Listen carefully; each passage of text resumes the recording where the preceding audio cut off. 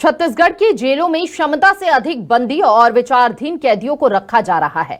इस तरह jail break की संभावना तो बढ़ रही है, साथ ही साथ कैदियों को नरकीय जीवन भी जीना पड़ रहा है। ये हम नहीं बल्कि एनसीआरबी के आंकड़े बता रहे हैं। इस रिपोर्ट से समझिए पूरा माजरा। वैसे तो जेल में अपराधी नरक ही भोगता है, लेकिन छत्तीसगढ़ की जेलों में उनकी हालत इससे भी बदतर है। यहाँ ठूस ठूस कर कैदी भरे गए हैं। अगर यही स्थिति रही तो जेल ब्रेक की आशंका भी बढ़ जाएगी। एनसीआरबी की रिपोर्ट कहती है कि छत्तीसगढ़ की जेलों की स्थिति दयनीय है। राज्य में कुल 5 केंद्रीय जेल, 20 जिला जेल और 7 उप जेल हैं। ऐसे तो कैदी जेल में नरक ही भोगता है, लेकिन छत्तीसगढ़ के जेल की हालत इससे भी बदतर है। छत्तीसगढ़ के 5 केंद्रीय जेलों में 14,000 की क्षमता से अधिक रखकर 20,000 से ज्यादा कैदी यहाँ पर रखे गए हैं। छत्तीसगढ़ के जेलों में ऐसे में कैदियों की सुरक्षा की स्थिति तो बेकार हो ही रही है और जेल ब्रेक की भी संभावनाएं बन रही है। जानकारी के मुताबिक जेलों की स्थिति सुधारने के लिए राज्य सरकार ने केंद्रीय जेलों को 900 करोड़ रुपए का बजट आवंटित किया है, लेकिन इसका 1/3 हिस्सा भी जेलों की स्थिति सुधारने के लिए काम नहीं आया है।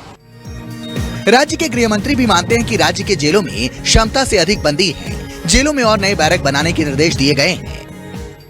कैदी तो सामान्य कैदी थे जिनसे मेरी मुलाकात हुई और डीआईजी साहब ने भी सारी जगह दिखाई है, घुमाई है। क्षमता से अधिक का जो विषय है वो तो है और वो सारे जेलों को मिलाकर भी है। 10 नए बैरक बनाने की बात हुई है।